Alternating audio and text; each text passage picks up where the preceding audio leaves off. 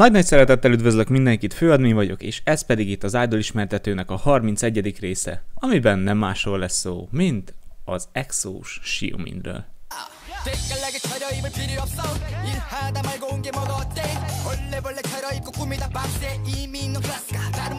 Kim Min-sok, vagy közismertebb nevén Xiumin, egy Dél-Koreában tevékenykedő énekes és színész. Az EXO tagjaként szerzett magának nevet, ezen kívül még az EXO CBL alcsoportjában is tevékenykedik másik két csapattársával együtt. Guri városában született 1990. március 26-án, amely a Gyeonggi tartományban helyezkedik el Dél-Koreán belül. A Catholic Kwangong Egyetem hallgatója volt, ahol szemináriumi munkáját a zenetémában írta meg.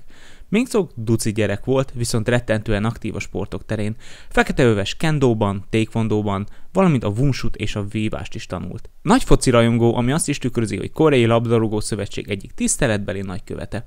2008-ban második helyezést ért el az SM Everything vetélkedőjén, 18 évesen pedig gyakornokságot nyert az SM Entertainmentnél, a cég casting systemjének köszönhetően. Viszont az SM előtt a JYP Entertainmentnél is volt már gyakorlok. Ezután kezdte meg több éves gyakornokságát az ország egyik legnevesebb cégénél, ahol aztán kamatoztatta tehetségét.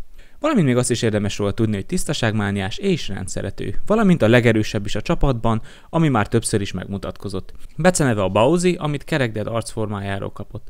Kedvenc ételei a házilag készített gőzgombóc, a miso és a kimchi leves. Nem szereti az arcához érnek, viszont nagyon törődő és figyelmes.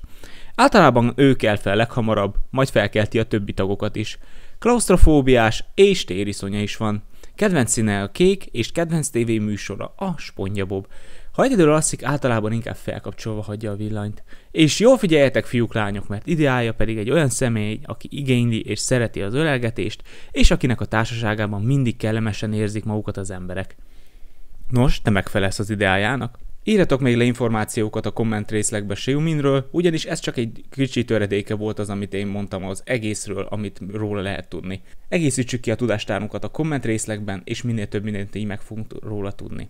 A következő idol ismertető részben egy lány-idol kerül majd bemutatásra, így szívesen várom a komment részlegben azt, hogy milyen lány-idol szeretnétek legközelebb látni. Tudom, hogy sokan vannak most, akik szeretnének fiú-idolokat kérni, azokat megkérem szépen, hogy várjanak egy kicsit türelmesen, és a következő videó alatt azt is megtehetik.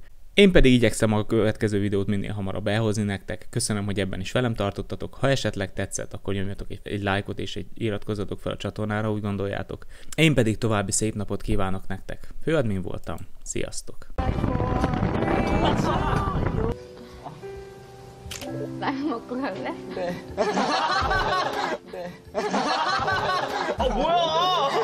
I told you to stop touching me, you wouldn't stop touching me. I told you countless times to shut up and you wouldn't shut up, so shut the fuck up!